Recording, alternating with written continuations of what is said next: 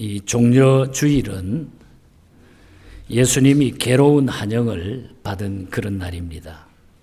길 위에 종려나무 가지를 들고 예루살렘 성에 나귀를 타고 입성하시는 예수님을 멋모르게 한영하는 그 관중들이 꽉 들어찼습니다.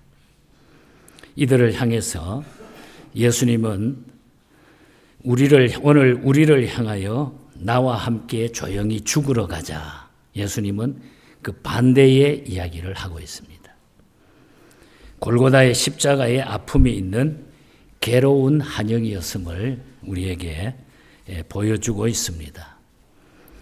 오늘 우리 고난주일, 종려주일이지만은 정말 우리에게 고난을 통해서 숨겨져 있는 그 비밀, 놀라운 카드 하나를 오늘 이 고난주일에 생각하면서 말씀의 은혜를 잠시 나누려고 합니다. 어떤 교회 목사님이 목회를 하면서 설교가, 말씀은 참 좋은데 설교가 너무 길기로 소문이 나 있었어요. 너무 설교가 긴 나머지 설교 시간에 성도들이 자는 일, 조는 일이 허다했습니다. 그래서 얼마나 설교를 길게 했는가 하면은 어떤 데는 1시간 넘게 설교를 했다 그래요. 그래서 하루는 참다 못한 그 교회 집사님 한 분이 오늘은 좀 다른 교회 가서 예배 좀 드려보자. 그래서 이웃에 가까운 교회 가서 예배를 드리게 됐어요. 이 목사님은 얼마나 설교를 할까? 그런데 그 교회 목사님은 설교를 딱 시간을 재봤더니 25분 안에 설교가 딱 끝나는 거예요. 그러면서 설교를 끝낸 목사님이, 사랑하는 성도 여러분, 제가 일주일 내내 설교를 준비했는데 저희 집 강아지가 아침에 그만 그 설교 원고를 가지고 도망가서 씹어 먹어서 없어졌습니다. 다음부터는 이런 일이 없도록 여러분들이 기도해 주시기 바랍니다. 이렇게 목사님이 이야기를 하더래요.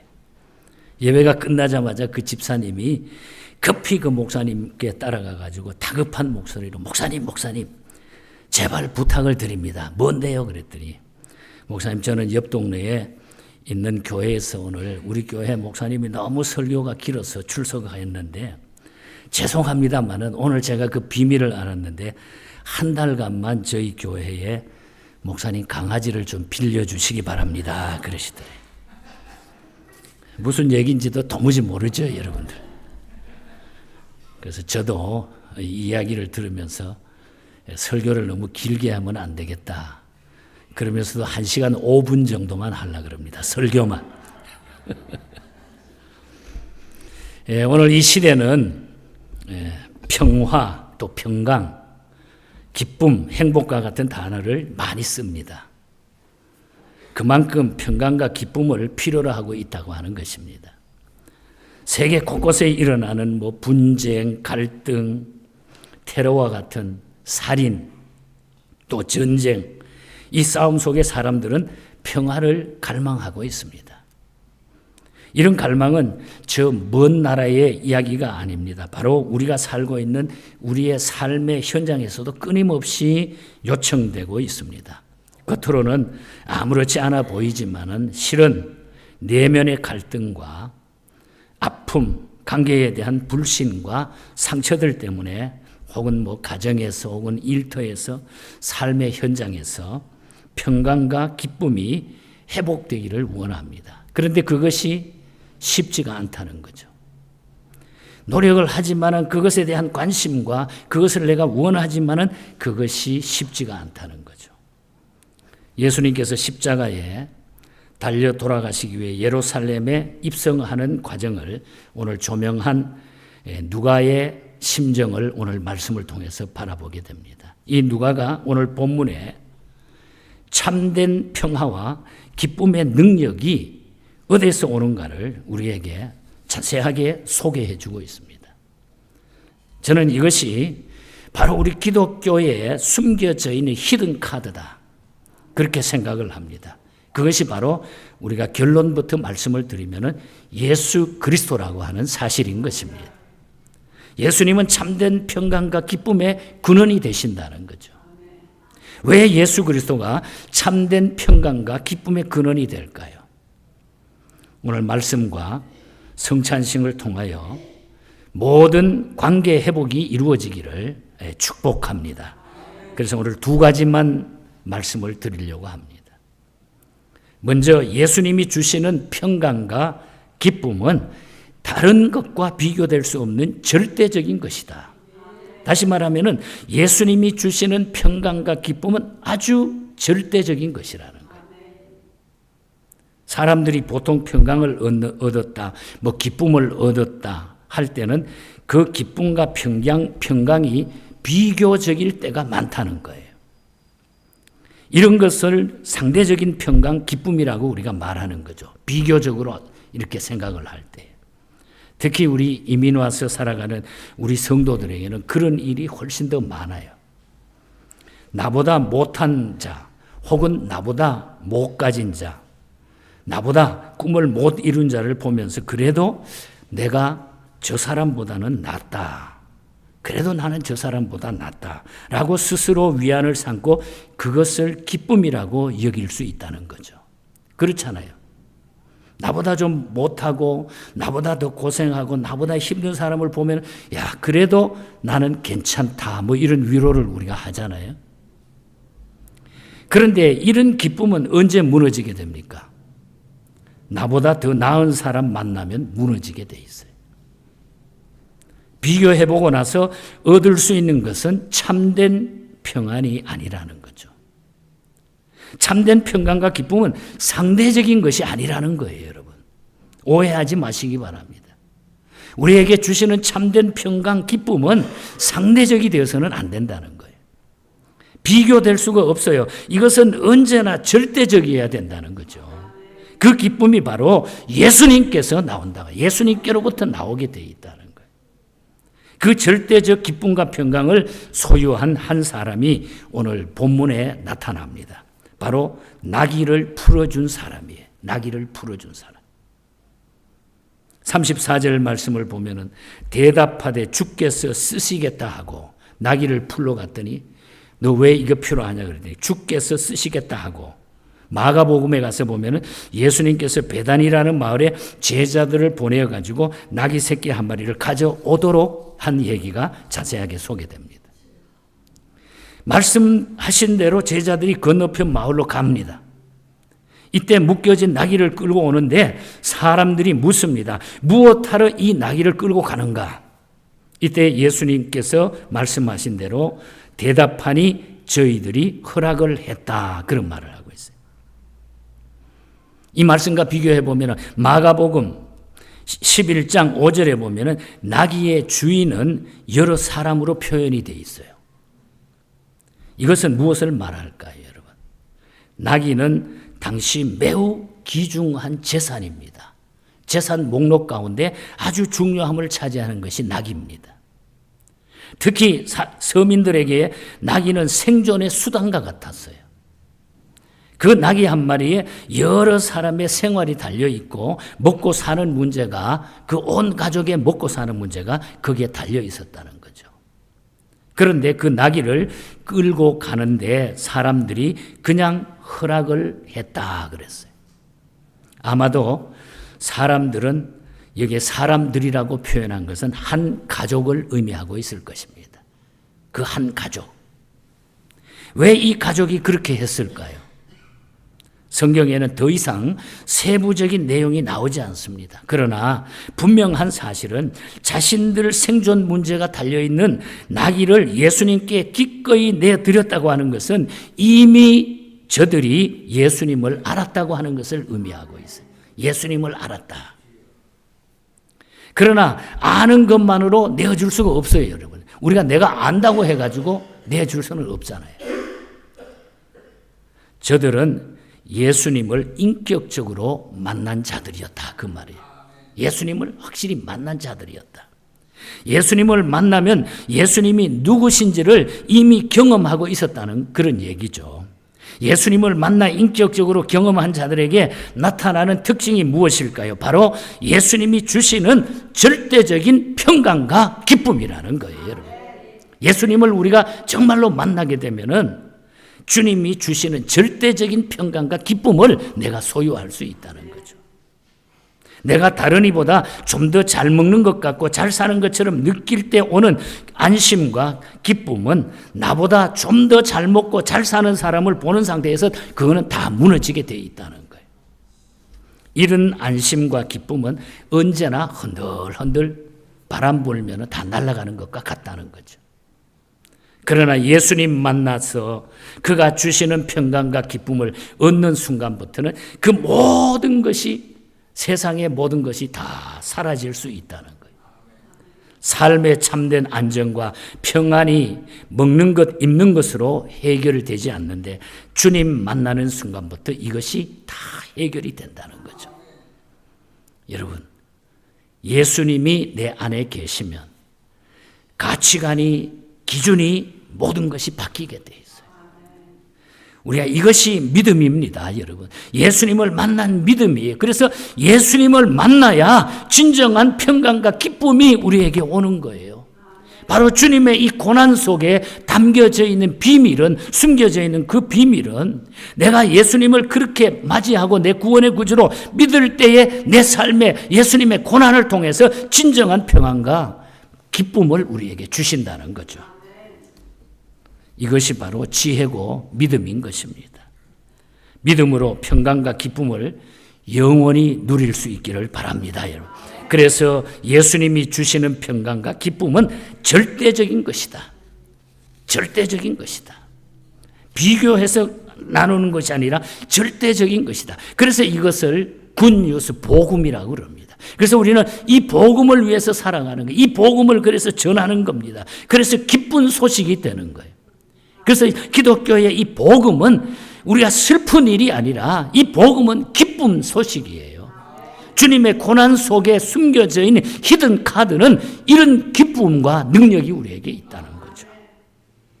기쁜 소식이란 바로 이것을 이야기하고 있는 겁니다. 이 고난 주간에 주님이 보장하신 이 평강과 기쁨을 다 소유하시기를 간절히 축복합니다. 오늘 이 성찬식을 통해서 이 주님이 주시는 이 평안과 소망을 여러분들이 회복할 수 있기를 축복합니다. 좋은 복된 소식이 되기를 바랍니다. 그 다음에 다른 하나는, 두 번째로는 예수님이 주시는 평강과 기쁨은 영원하다는 거예요. 영원하다는 거예요. 절대적인 것이고 두 번째는 영원한 것이다.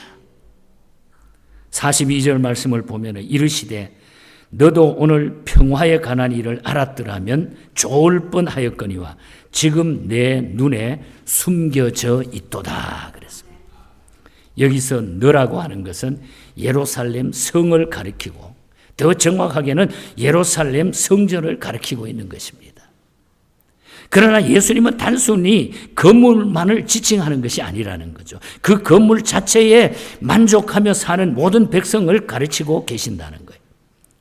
마가복음에 의하면 예수님께서는 나귀를 타시고 아마도 베다니에서부터 출발해가지고 감람산을 거쳐가지고 예루살렘으로 들어가신 것, 그 과정을 보면 쭉 그렇게 연결이 되어 있어요.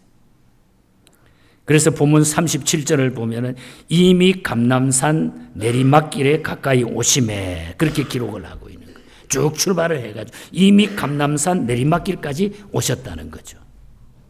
감람산과 예루살렘 사이에는 우리가 잘 아는, 성지에 가보신 분은 알지만은 기드온 골짜기가 거기에 있습니다. 그 사이에 기드온 골짜기가 있어요. 그 지점까지 예수님은 오셨다는 거죠. 감람산 밑으로 내려오셔가지고 기드온 골짜기 지점까지 오신 것, 그때의 상황을 우리에게 보여주고 있습니다. 이때 많은 무리들이 예수님을 알아보고 기뻐하면서 큰 소리로 찬양하면서 막 환영을 하는 거예요. 종려나무 가지를 꺾어가지고 막 환영을 하는 거죠. 그런데 이상하게도 예수님은 이 상황에서 예루살렘 성을 보시면서 우셨다 그랬어요. 기뻐하지 아니하고 우셨다 그랬어요. 41절에 보면 가까이 오사 성을 보고 우시며 그랬단 말이에요. 자신을 환영하는 무리들의 기쁨과 한의는 전혀 상반된 모습을 보여주고 있습니다. 이 무리들은 그냥 기뻐가지고 만왕의 왕이요 평화의 왕이라고 막 영접을 했는데 예수님은 보고 우셨다.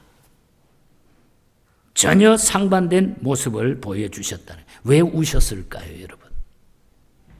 평화의 장소라고 하는 뜻을 가진 예루살렘이 전혀 평화가 없었기 때문인 거예요.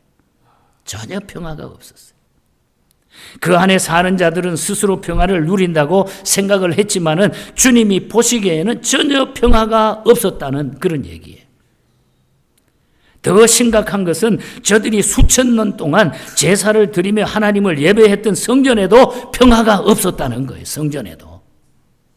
왜 그곳에 평화가 없었을까요, 여러분? 평화의 왕이신 예수님이 안 계셨기 때문인 거예요. 예수님이 안 계시면은 진정한 평화가 있을 수가 없는 거예요.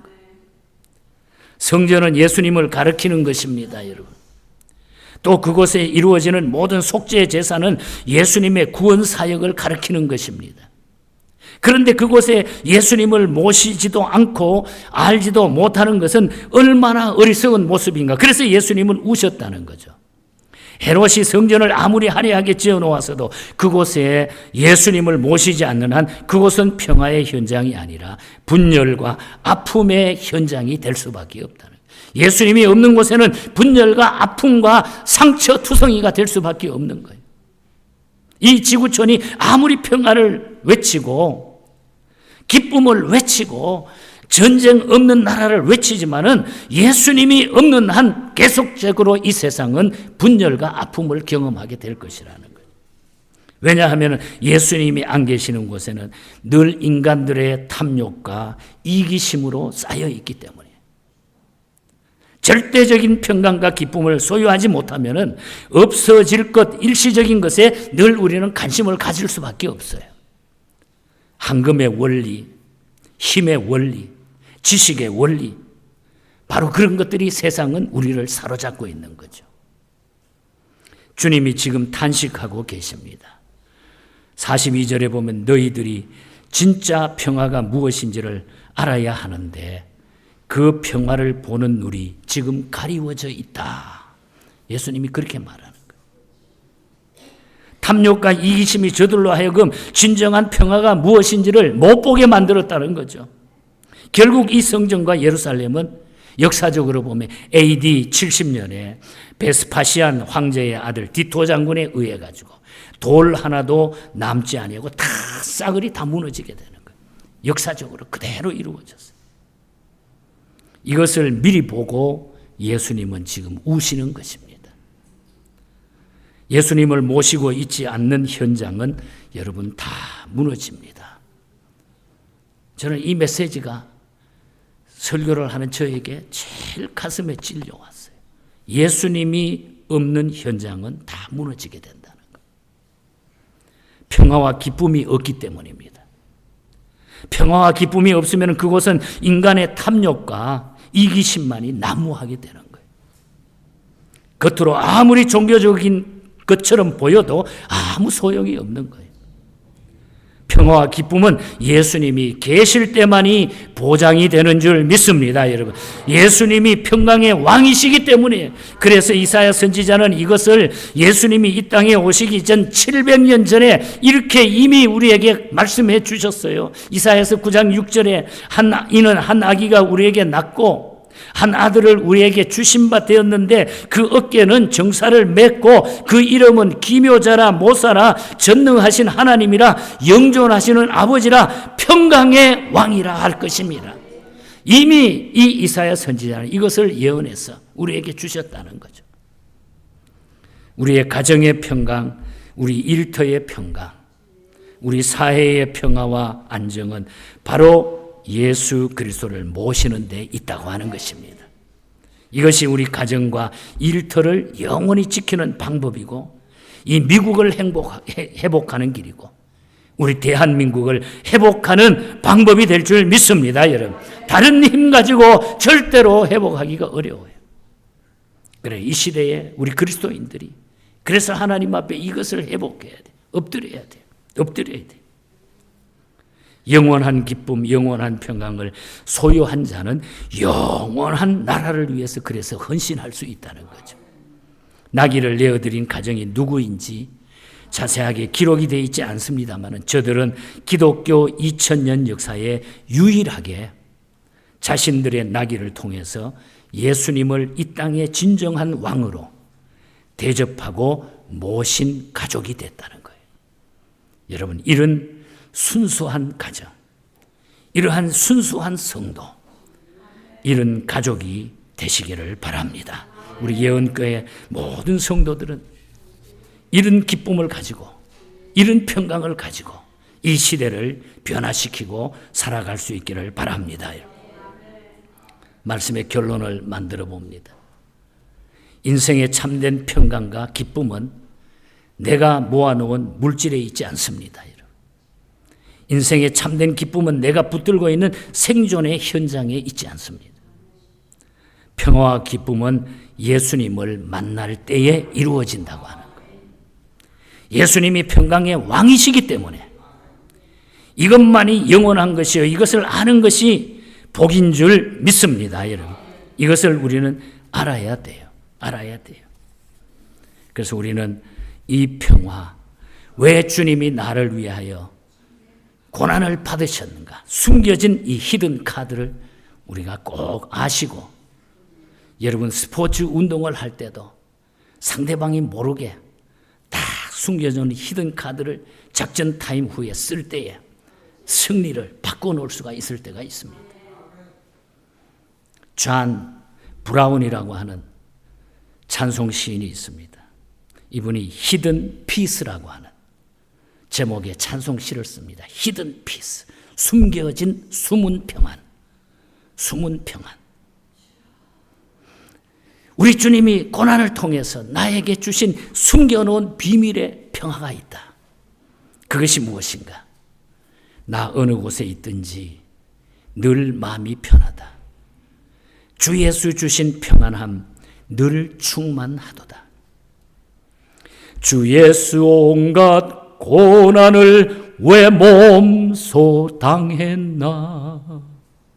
주 함께 고난 받으면 멸류관 없겠네. 나의 마음 속인을 평안해. 나의 마음 속인을 평안해. 악한 죄 파도가 많으나 마음이 늘 평안해. 주님의 고난은 결국 나에게 평안과 기쁨을 위한 히든 카드가 된다는 거예요, 여러분. 이 카드를 지금부터 쓰시기를 바랍니다, 여러분. 내놓으시기 바랍니다. 세상에 내놓으시기를 바랍니다. 작전 타임은 이제 끝났습니다. 세상에 내놓고 살아가시기를 바랍니다. 그래서 우리는 이 평안과 믿음과 기쁨을 소유한 자들은 이제부터 우리는 하나님의 은혜 속에 정말 우리가 주님의 제물로 사용되어질 수 있는 이런 사역을 하며 우리는 살아야 돼. 아이작 와치 목사님이 만든 찬송시죠. 그레고리 성가를 편곡해서 만든 찬송가입니다. 아주 오래된 찬송가예요. 그레고리 성가는 이스라엘처럼 이스라엘 백성들이 그 찬송을 많이 불렀는데 그레고리 2세가 1세가 그것을 정리해가지고 교리적으로 만든 그런 역사를 따라가지고 그레고리 성가라, 그레고리 챈트라 이렇게 부르기도 합니다. 그래서 아이작 와츠의 이 곡을 아이작 와츠는 내가 이 숨겨져 있는 히든 카드를 통해서 하나님 앞에 은혜 받고 사는데 이 기쁨과 이것을 소유하고 사는데 내가 이제 어떻게 살면 좋을까? 이것을 오늘 찬송가에 이렇게 그는 고백했습니다. 온 세상 만물 가져도 주네 못다 갚겠네. 놀라운 사랑받은 나 몸으로 제물 삼겠네. 여러분, 온 세상 만물 가져도 주 은혜 다 못 갚겠다고 하는 이 마음, 놀라운 사랑받은 우리들이 몸으로 제물을 삼아서라도 우리 주님을 섬기며 살아가는 것이 주님이 십자가 지심으로 우리를 구원해 주신 놀라운 카드라는 거예요. 여러분, 주님 아니면 우리는 이제 이 세상 육적으로 살다가 죽음으로 예수 믿지 않으면 끝나는 거예요. 그러나 이 주님이 우리에게 영원한 삶을 주셨으니 얼마나 감사합니까, 여러분? 그래서 우리가 이 세상 떠난다 할지라도 우리는 이 확신이 있기 때문에 능력이 있는 그리스도인의 삶을 살게 되는 겁니다. 오늘 귀한 성찬 예식에서 이것을 다시 한번 확인하시면서 여러분의 몸을 주님의 제물로 삼겠다고 하는 이 고백 속에 평안과 기쁨을 회복하는 그런 시간 되시기를 주님 이름으로 간절히 축복합니다.